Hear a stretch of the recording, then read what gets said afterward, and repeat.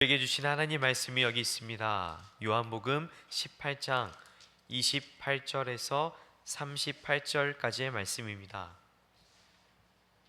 요한복음 18장 28절에서 38절까지의 말씀입니다. 저와 여러분이 한 절씩 읽고 마지막 절 함께 읽겠습니다. 그들이 예수를 가야바에게서 관정으로 끌고 가니 새벽이라. 그들은 더럽힘을 받지 아니하고 유월절 잔치를 먹고자 하여 관정에 들어가지 아니하더라.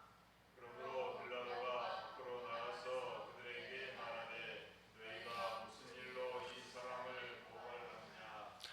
그럼 대답하여 이르되 이 사람이 행악자가 아니었더라면 우리가 당신에게 넘기지 아니하였겠나이다. 빌라도가 이르되 너희가 그를 데려다가 너희 법대로 재판하라. 유대인들이 이르되 우리에게는 사람을 죽이는 권한이 없나이다 하니 이는 예수께서 자기가 어떠한 죽음으로 죽을 것을 가리켜 하신 말씀을 응하게 하려 함이러라. 이에 빌라도가 다시 관정에 들어가 예수를 불러 이르되 내가 유대인의 왕이냐.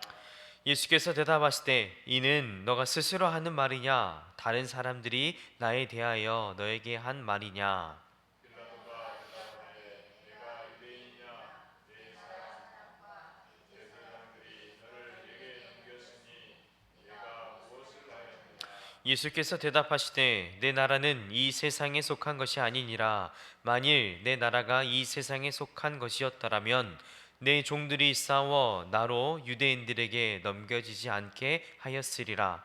이제 내 나라는 여기에 속한 것이 아니니라. 빌라도가 이르되 그러면 네가 왕이 아니냐. 예수께서 대답하시되 네 말과 같이 내가 왕이니라. 내가 이를 위하여 태어났으며 이를 위하여 세상에 왔나니 곧 진리에 대하여 질문하려 함이로라. 그러므로 진리에 속한 자는 내 음성을 들으리라 하시되 함께 있습니다. 빌라도가 이르되 진리가 무엇이냐 하더라. 이 말을 하고 다시 유대인들에게 나가서 이르되 나는 그에게서 아무 죄도 찾지 못하였노라. 아멘. 오늘 본문은 예수님을 십자가에 못 박기 위하여 로마의 관정에 끌고 갔던 내용을 담고 있습니다. 재밌는 것이 오늘 본문 시작인 28절에서 예수님을 잡아 관정으로 끌고 갔던 사람들이 예수님을 심판하고자 죽이고자 관정까지 끌고 갔으면서 정작 본인들은 그 안으로는 들어가지 않고 있습니다. 예수님을 끌고 왔던 이들 유대인들입니다. 그런데 관정까지 끌고 왔으면서 자신들이 들어가지 않은 이유가 관정으로 들어가게 되면 본인들의 율법을 어기게 되므로 자신들이 직접적으로 피를 흘리지 않고 예수님을 처리하고자 했던 것입니다. 세상에선 이렇게 일을 쉽게 처리해 버릴 때 종종 하는 표현이 있습니다. 손 안 대고 코 풀려고 한다고. 생각해 보십시오. 코가 간지럽다고 콧물이 주르륵 흘러서 이제 코를 풀려고 하는데 그러려면 당연히 코를 잡아야 할 수밖에 없지 않겠습니까? 그런데 코를 잡지도 않고 코 풀겠다고 했던 것과 같던 것입니다. 코는 풀어야겠고 더러워지는 것은 싫고 그래서 본인들이 잡아왔으면서도 정작 본인들은 관정 안에 들어가지 않는 기묘한 일을 벌이고 있는 것입니다. 새벽에 유대 최고 정치기구인 이 사내들인 공의회를 통해 잡혀온 예수님을 빌라도는 신문하지 않을 수가 없었습니다. 도대체 무슨 일로 이 사람을 고발하냐면서 이유를 묻지만 유대인들은 정확한 죄명이 아니라 두루뭉술하게 말합니다. 이 사람이 행악자라고. 그렇지 않으면 우리가 당신에게 데려왔겠냐면서 이렇게 둘러댑니다. 빌라도 입장에선 유대인들을 바라볼 때 31절의 말씀과 같이 너희의 법이 있고 너희 법대로 징벌하고 다스리면 될 것을 왜 굳이 자신에게까지 데려왔냐면서 쉽게 관여하려고 하지 않습니다. 하지만 예수님을 단순히 유대인들 안에서, 이스라엘 안에서 신성 모독하는 자, 즉 유대 안에서만의 문제자로 보는 것이 아니라 정치적인 문제로 갖고 가고 싶었던 것입니다. 이것을 정치적인 문제로 끌고 가고 있습니다. 그러면서 우리에게는 사람을 죽이는 권한이 없다면서 유대 지도자들이 원하는 그 죽음이라고 하는 징벌의 수위까지 정확하게 요구하고 있습니다. 빌라도 입장에선 계속해서 드는 생각이, 유대 안에서 일어난 일이고 유대 안에서 해결하면 될 일인데 새벽임에도 불구하고 이렇게 찾아올 정도면 꽤나 큰 일이었듯 싶어서 쉽게 거절하지 못하였던 것입니다. 그런데 예수님을 죽이고자 하였던 그들의 생각도 본인들의 기준과 본인들의 생각과 계획으로 삼았던 것이지만, 하나님께선 그들의 이 악한 생각과 계획마저도 다 예언의 말씀으로 기록하셨고 또 그것을 하나하나 이루어 가셨습니다.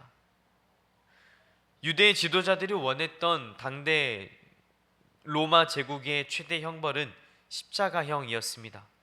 유대 지도자들이 이것을 원했던 것입니다.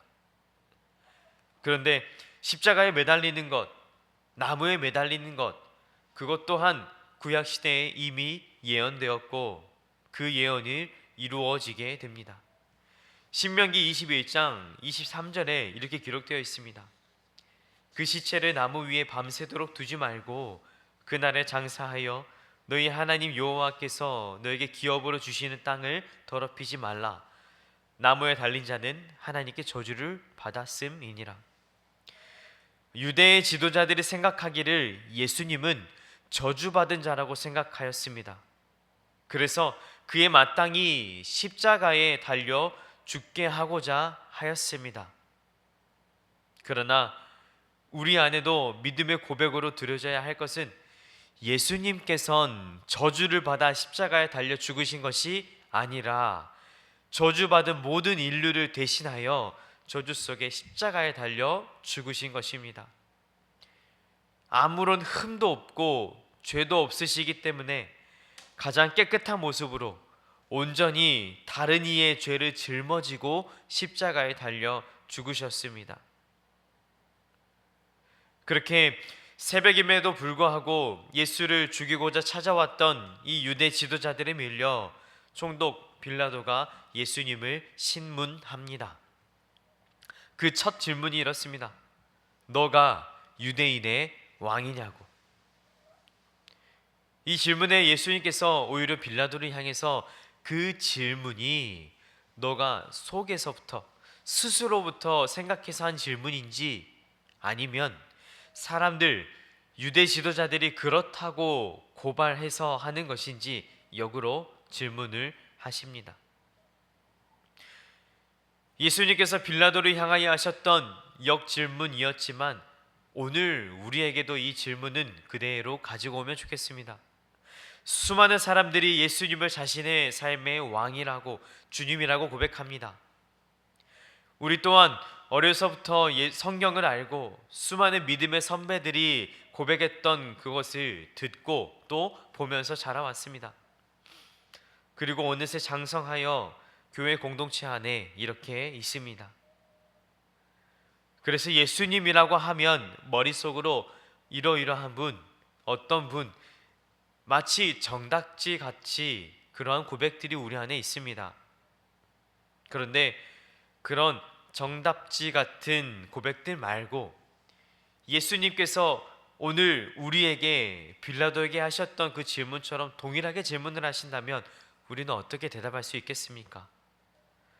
많은 사람들이 나를 왕이라고 부르는데 그게 다른 사람들이 나를 그렇게 믿고 부르고 있으니까 너도 그냥 그렇게 따라서 고백하고 있는 것인지, 아니면 너 자신의 믿음의 고백인지 물어보신다면 오늘 우리는 어떻게 고백할 수 있겠습니까?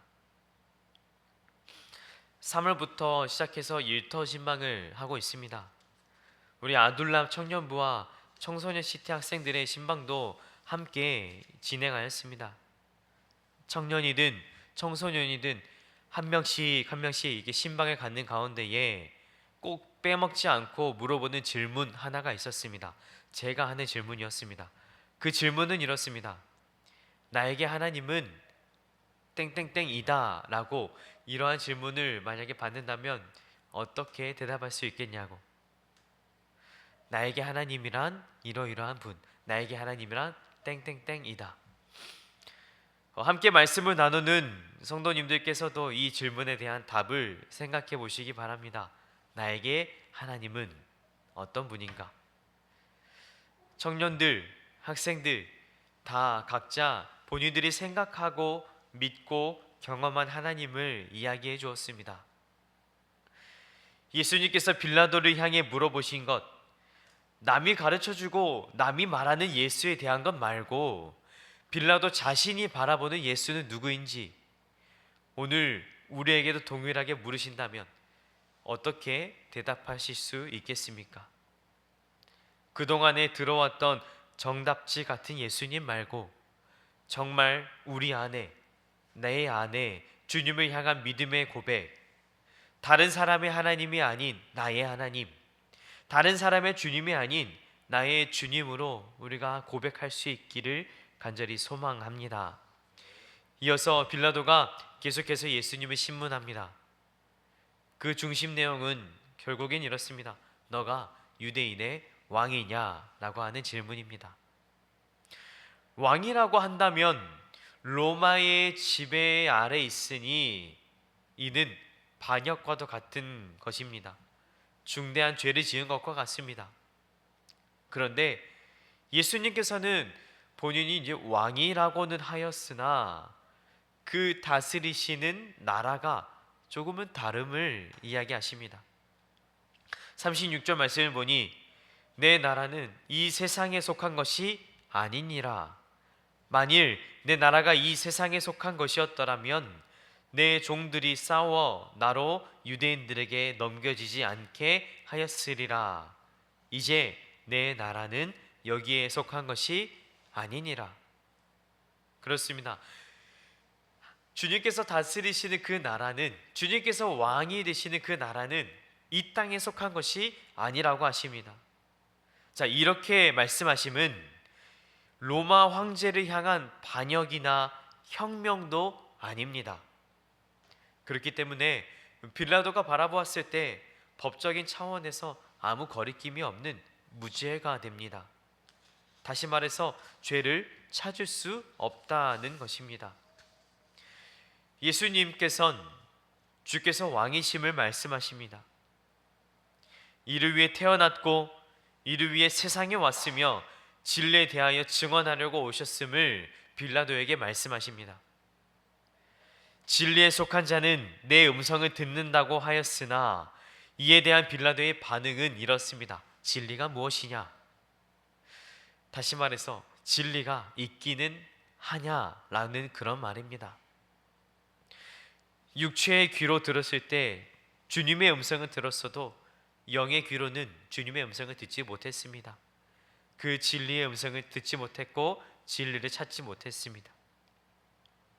사랑하는 우리 수모함교회 성도 여러분, 진리가 어디에 있습니까? 진리가 여기에 있습니다.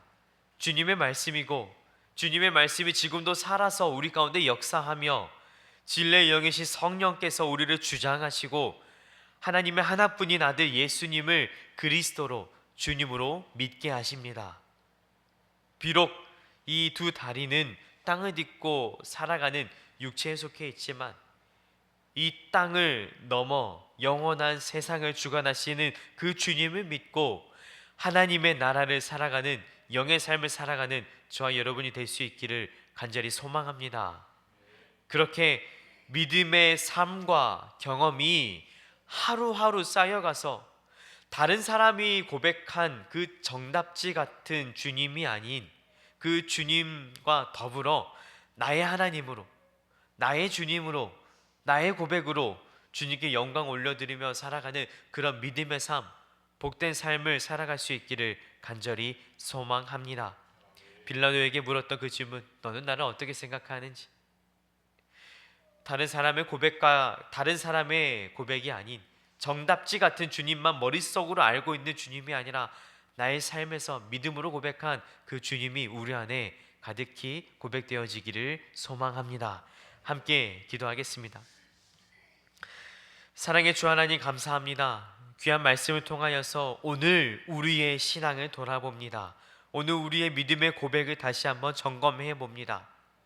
이제까진 다른 사람의 고백하였던 것들, 꼭 정답지 같이 보였던 것들, 그 주님의 고백이 아니라 그 주님의 고백을 넘어서서 나의 삶에서 경험되어지고 나의 삶에서 말씀하시는 그 생명의 주님을 우리가 믿고 그 주님을 삶에서 고백되어지기를 간절히 소망합니다. 누군가 나에게 하나님이란 어떤 분이신가 물었을 때 나의 삶에서 경험되어진 그 주님을 믿음으로 고백하게 해 주옵소서. 그래서 삶에서 동떨어진 그런 주님이 아니라 가까이 계신 그 주님을 우리가 믿음으로 고백하게 하여 주옵소서.